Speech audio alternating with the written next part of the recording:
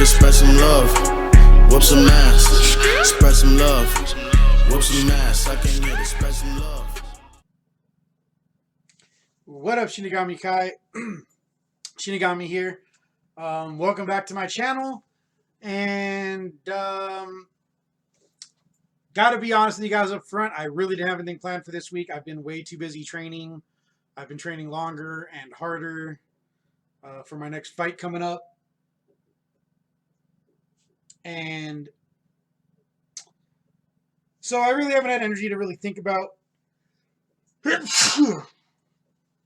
pardon me, what I wanted to do this week. So I'm going to do another Black Belt story time. So welcome to Black Belt story time. Before I get into my story, I just want to let you guys know I do have other things I really want to do with this channel, and COVID has just made it hard. Things that require filming out in the open with other people, things that require rehearsal and scripting, and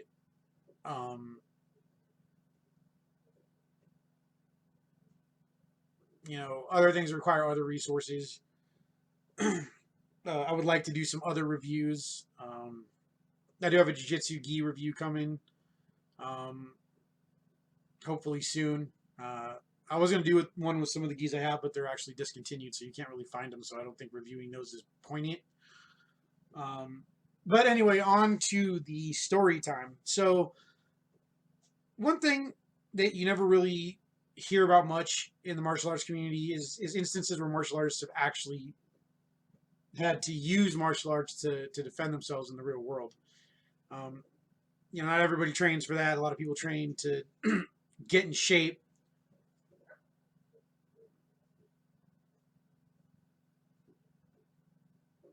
Or to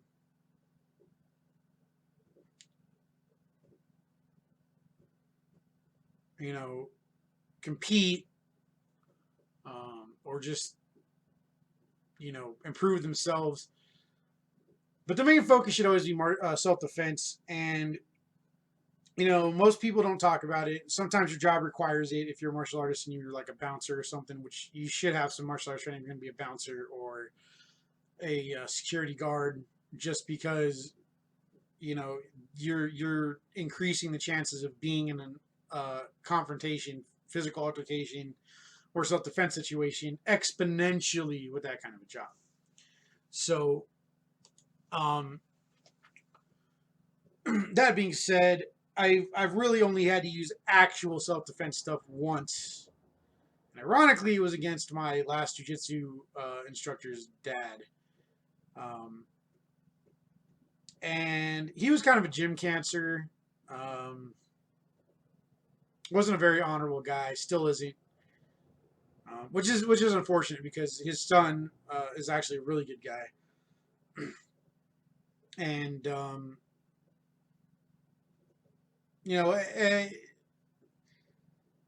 was a couple instances where he offered me some odd job work, gig work, and I took it. And the pay could have been better for what I did and the amount of time I spent doing it. But that's how he got my phone number. And some ridiculous crap happened where he decided he was just going to harass me and blow up my phone. So the first time I told him, okay, when you come to the gym, since you insist on harassing me, and the phone I had at the time, I couldn't block anybody. Because it was a cheap phone. They didn't have that feature. I told him, hey, you know what? We get on the mat, we're gonna hash this out. Street Beast West Coast wasn't a thing yet. I don't even think Face had come to the West Coast yet. So, he tried to act like I wasn't doing anything, and I gave him a little light kick to the head to show him I was serious. He tried to swing at me. Somebody else broke it up inside the gym. It's whatever. Happened again over something equally stupid, but he just insisted on blowing my phone up. I told him to stop. And it wasn't even, I think it had to do with the disagreement I was having with somebody else in the gym over something equally stupid. But that's another story for another day. So I show up, and the other guy that I'm having a problem with shows up, and it's a stupid problem. Really just a stupid misunderstanding. And it's time to pick new partners for rolling, and me and him get stuck together, and then he starts trying to Muay Thai fight me, which results in us all going outside and talking. And so the jiu-jitsu coach, takes me outside, takes his dad outside, takes the other guy outside. We're sitting there hashing it out. His dad decides to sucker punch me. All right. Didn't really hurt. Put my mouth guard back in. Tries to hit me again, and I initiated a Kenpo self-defense technique that a double outside parry into a hammer fist into a takedown. Had side control with this arm over my hip and like an arm bar. And I did make one mistake, which was I took him down away from where the other guy was. So he was at my back, and he actually kind of jumped in, and I very narrowly dodged a potentially lethal shot to the back of the head. And I still have a scar because he clipped me, and it cut me, and I started bleeding. And I probably should have gone and got stitches, but we looked at the wrong spot on my scalp. But that's neither here nor there. But yeah, I mean, it pretty much, it works. It worked. The stuff I learned worked. Me doing a white belt mistake when I was actually a brown belt was on me. I could have easily controlled him where he was between me and the other guy, which is what I should have done. But, it was kind of a high tension situation, and not the kind of situation that I was kind of more of a clear-headed individual. Like, you should try to be at all times. Because, like I said, he'd been harassing me, blowing my phone up for 3 days, saying Monday, like for every 10 minutes. I don't know what he was doing all weekend, but it was that almost got the whole jiu-jitsu class clicked out of the gym we were at because they were using a taekwondo gym, a dojang, and it's a taekwondo and kickboxing dojang, and yeah, I actually kind of also saved the class by telling them, hey, it's kind of settled now. Because they pulled me in to talk. They were looking at the security cameras, and the taekwondo master of the place, talked to them, talked to me. I explained what happened. He said that kind of tracks with what I saw on the security cameras, what everybody else said. And, he's like, if you need me to, I'll tell them they can't come in no more. The whole class, just that'll be the end of that for that. But, that was my jiu-jitsu class at the time, and I didn't want to have the whole class suffer because of this gym cancer. Who also later on, when I went to go compete in the NABJJF All Americas in 2019. On the way back, we were talking about when I got my black belt in karate, since they were talking about opening their, leaving there and opening a gym of their own, because there was already some other tension going on about class scheduling and stuff, which is understandable because the class size didn't stay very big, mostly because of this guy. So, because he just created a very, very toxic, very aggro gym environment, which no gym should be like, especially a martial arts gym, especially a jiu-jitsu gym. And they were supposed to hire me as their MMA instructor after I got my black belt, which they did end up. I did end up getting my black belt before they left the taekwondo place. And even the jiu-jitsu instructor was like, Dad, we told him we were going to hire him, and he tried to charge me money to go train over there. He knew I didn't have the ability to afford. So, but yeah, that's the instance, the first and only real time I've had to actually use self-defense stuff from any art. And I, aside from that little mistake, I feel like I blended the two arts together pretty well. I had good control of them on the ground. I was actually being a lot nicer than I could have been too. And the weird thing is it felt like it took forever, but it really only took a couple of seconds.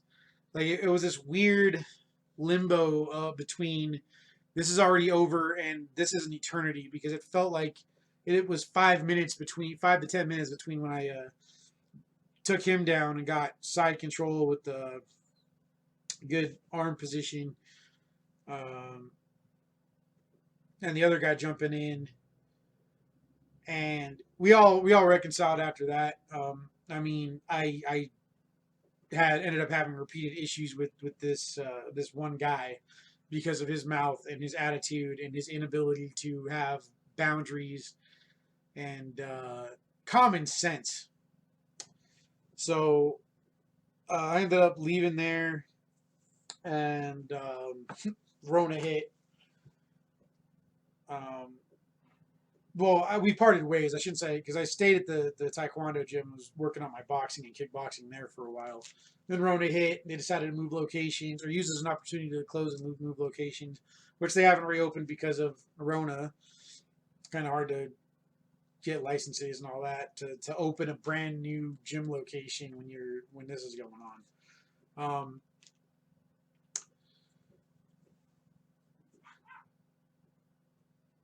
It's actually kind of funny because I know a couple other guys that I've run into from there that have just stopped going there because of him, because he's always making it a toxic environment, because it's training, right? It's training. It's not a tournament.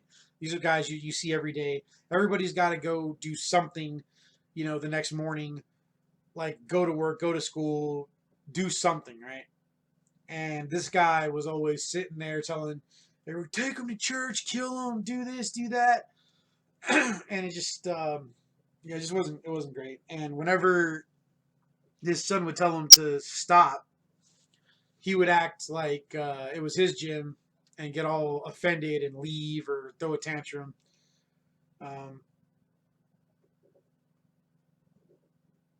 So, if you guys ever find yourself in a situation like that, you really only have two options. You can either go somewhere else, or if the instructor that they're related to or whatever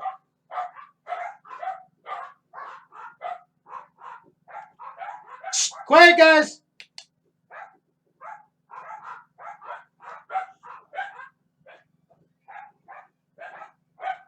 Sorry about the dogs. You know how dogs are. Anyway, so your other option is you can try to ignore them or avoid them if you have a good relationship with the instructor and they're teaching you quality stuff. But I think ultimately it's going to end up, leading to either you're going to leave or other people are going to leave. Not everyone is as resilient or tenacious as I am. I mean, obviously I'm dedicated. And as long as I have the right resources and the right opportunities, I actually train really hard and try to stay in shape. As several people have noted, you guys can tell I've been losing a lot of weight. I'm kind of fluctuating between like 283 and 290 for some reason right now. I'm trying to change my diet and restrict it a little more to see if I can get down below 280 before next month. But yeah, I think that's about it.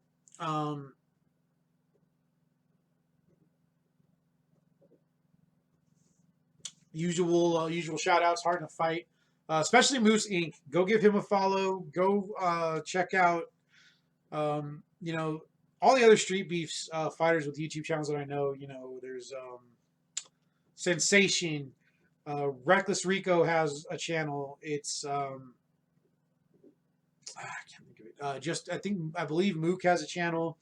Memnon Warrior has a channel. I think the Canadian's making a channel or has made a channel, but I don't know if there's any content on it yet. But Moose Inc. has been putting out some interesting content.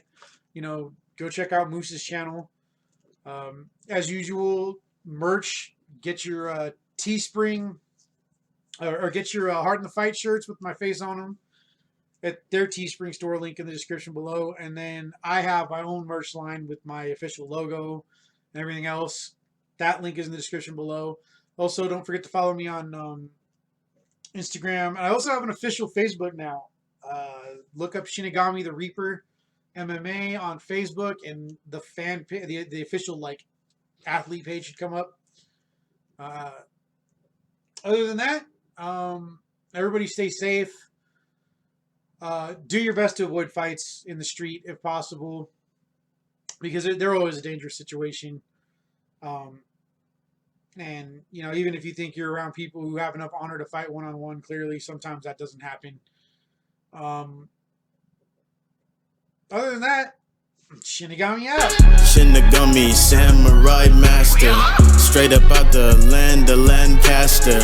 No one stronger, ain't no one faster. Turning the opponents into Caspers, ghosts, disasters. We don't do no waiting, where I'm from we attack them. Swift KO kick to the chin, leave them napping. Sniff, take a whiff, that's the smell of victory. Better fear, making all my peers' careers history. Big dubs, all we catch is big dubs. Karate chops to his tops, leave them big slumped. Humble beast, beefing in the street. We don't take no loss, you gon' catch defeat. You gon' catch a fist and some